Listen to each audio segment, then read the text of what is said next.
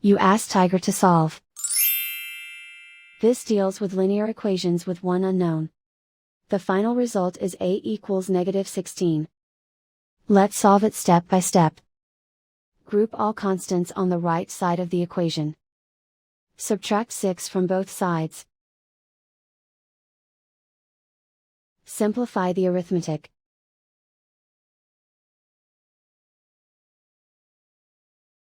Isolate the k. Multiply both sides by 4. Group like terms. Multiply the coefficients.